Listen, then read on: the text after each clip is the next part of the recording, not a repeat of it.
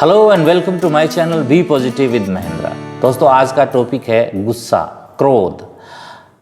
अक्सर हम लोग किसी से भी बात करते हैं तो सामने वाला जब हमें रूखा जवाब देता है या हमें उतना रिस्पांस नहीं देता जैसा हम उससे उम्मीद करते हैं तो हमारे मन में उस व्यक्ति के प्रति क्रोध उत्पन्न होता है, गुस्सा उत्पन्न होता है कि भाई इस व्यक्ति ने हमारा सम्मान नहीं किया, हमें लगता है कि हमें इसने अपमानित किया। और इसी तरह से अक्सर लोग जो हैं गुस्साए घूमते रहते हैं। आप ज़्यादातर लोगों से बात करेंगे आज के दौर में तो उनका जो रिएक्शन है उसके अंदर क्रोध झलकता है।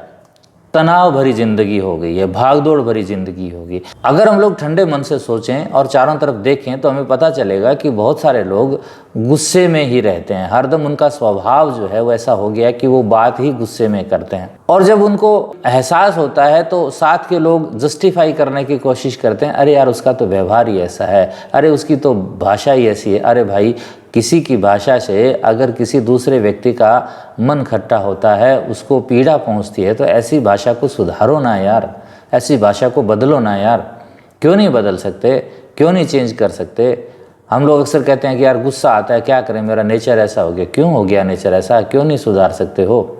जब आप ज़िंदगी के अंदर और अन्य चीज़ों को सुधार सकते हो, जब आप बहुत ज़्यादा बीड़ी सिगरेट या किसी चीज़ का नशा करते हो और जब डॉक्टर आपको बोल देता है कि मरोगे, तो आप 2 दिन में बीड़ी छोड़ देते हो ना, 2 दिन में शराब छोड़ देते हो ना, क्यों नहीं छोड़ सकते? जो सारी ज़िंदगी जिस चीज़ को आपने अपने गले लगा करके रखा था और डॉक्टर के कहते ही आप 24 घंटे में उससे मुक्ति पा लेते हो। क्यों? क्योंकि डर लगता है आपको कि आप मरोगे, मृत्यु का डर लगता है, मौत का भय लगता है।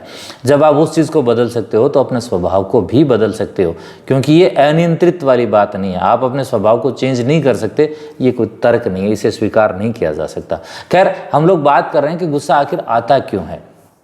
देखिए, कोई भी बात जब हमारे प्रतिकूल हो जाती है तब हमें गुस्सा आता है, यानी अनुकूल नहीं रहती है तब हमें गुस्सा आता है। कोई व्यक्ति हमारी बात नहीं मानता है, हमारे कहे अनुसार नहीं करता है, जैसा हम चाहते हैं वैसा वो नहीं करता है, तो हमें गुस्सा आता है।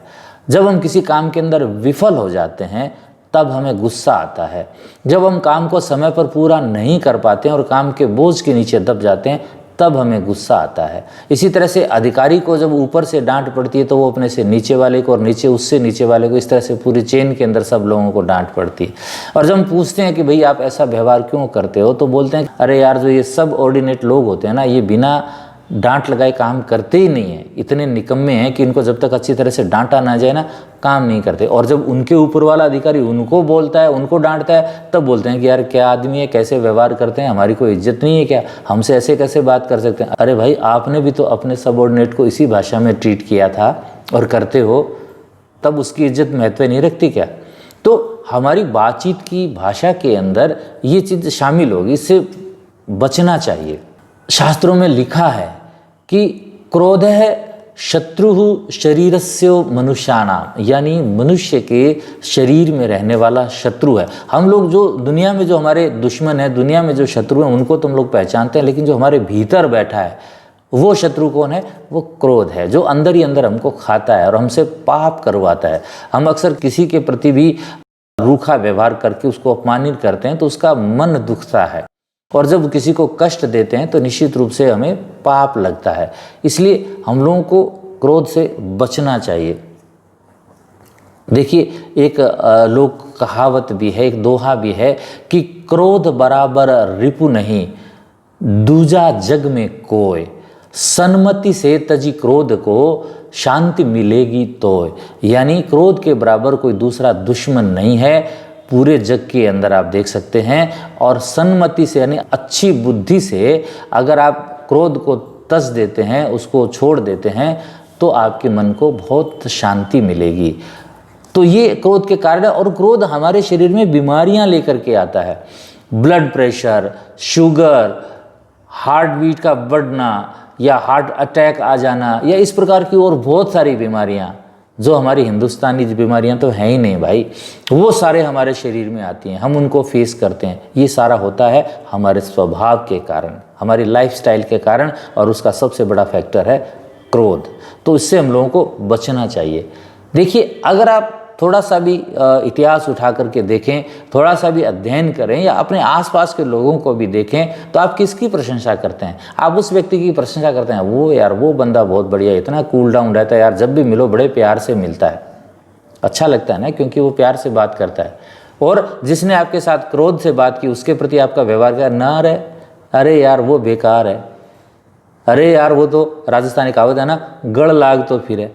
यार ऐसे लोगों के प्रति हमारी जब भावना ये रहती है तो हम अपने व्यवहार के अंदर ये चीज़ को क्यों नहीं समझने की कोशिश करते हैं कि अगर हम गुस्सा करेंगे तो लोगों की सोच हमारे प्रति क्या बनेगी। तो इस धारणा पर विचार करना चाहिए।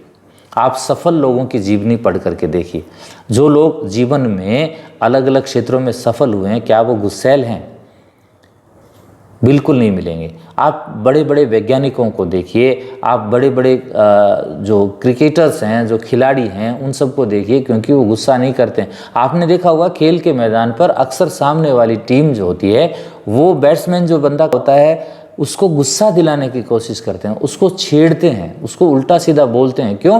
क्योंकि वो गुस्सा करेगा तो उसका टेम्पर लूज होगा, उसका मन भटकेगा और वो गलती करेगा और उसका विकेट वो ले लेंगे।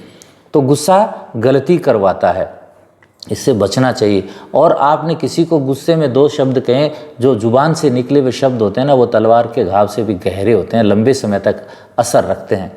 इसलिए शांत रहें, मीठा बोलें। और जब अगर आपको लगता है वो गुस्सा आ रहा है तो 2 मिनट के लिए आप 2 कदम पीछे खिसकें। देखिए ये कुछ प्रैक्टिकल चीज़ें आप करके देखना। आप जहाँ खड़े हो वहाँ से 2 कदम पीछे हटें, एक बार आपका मन शांत होगा। दूसरा, स्टॉप का जो इशारा होता है ऐसे करना, स्टॉप इट, रुकिए। ये जो भाव होती है आंखें बंद करके, रुकिए, रिलैक्स, ये शब्द आप बोल करके देखिए। खुद को अपने आप को इस तरह से हाथ का रोक कर देखेंगे, आपका गुस्सा शांत होगा। ये मेरी बात मान करके चलना, मीठा बोलने की कोशिश करिए। ये जो छोटी छोटी चीज़ें हैं ना, ये आपको बड़ा लाभ देगी। लंबा सांस लीजिए। अगर आपको गुस्सा आ रहा है, बोलने से पहले एक बार आप लंबा सांस लीजिए तो आपको कुछ सेकंड का समय मिल जाएगा सोचने के लिए। और जब भी व्यक्ति सोच करके बोलता है तो उससे गलती की संभावनाएं कम हो जाती हैं, उससे बहुत लाभ मिलता है। तो ये छोटी छोटी बातें हैं गुस्से पर कंट्रोल करने के लिए। आप विषय बदल दीजिए। अगर आप किसी समय बहुत तेज़ गुस्सा आ रहा है किसी बात को लेकर के, तो 1 मिनट के लिए आप किसी दूसरे विषय के बारे में सोच लीजिए।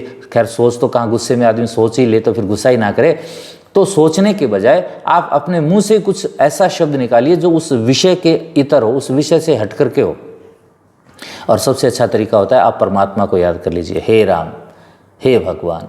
आप ऐसा 1 या 2 बार बोलेंगे, आपका गुस्सा शांत होगा। आप कुछ भी करने से पहले ईश्वर को याद करिए। और देखिए यहाँ एक बात मैं और करना चाहता हूँ, आज के दौर की हमारी युवा पीढ़ी विशेष रूप से, और बहुत सारे लोग नास्तिकता की ओर बढ़ रहे हैं, यानी उनकी सोच धर्म के प्रति है नहीं, वो ईश्वर के अस्तित्व को स्वीकार नहीं करते। मेरा ये मानना है कि आप ईश्वर के अधीन रहिए।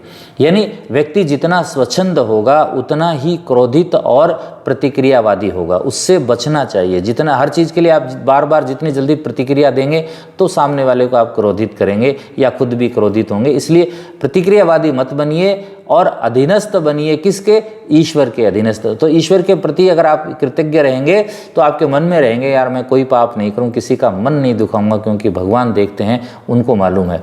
तो अगर सामने वाला गलती कर रहा है तो भी आप देखिए कि मेरा न्याय ईश्वर करेगा। थोड़ा सा अपने आप को जो है बंधनों में बांधने की कोशिश करिए, परंपराओं के, सभ्यताओं के, हमारी संस्कृति में जो चीज़ें सिखाई है उनके प्रति, तो आपका जीवन जो है वो आनंद में रहेगा। तो आज ही आप इस बात को सोच लीजिए कि आज से हमको गुस्सा नहीं करना है, क्योंकि जिस प्रकार हमें शांत प्रवृत्ति वाला व्यक्ति पसंद है, इसी प्रकार हमें भी लोग पसंद करें। तो हमारा व्यवहार मृदुल होना चाहिए, मीठा होना चाहिए, हमारे चेहरे पर मुस्कुराहट होनी चाहिए। और सामने वाले के प्रति अगर हम कृतज्ञतापूर्वक बात करेंगे तो आपको मान करके चलिए कि आपको किसी काम के लिए वो व्यक्ति ना भी नहीं करेगा, आपका काम ज़्यादा आसानी से होगा बनिस्बत आप किसी अधिकारी कर्मचारी से डांट करके, डपट करके या झगड़ करके काम करवाते हैं।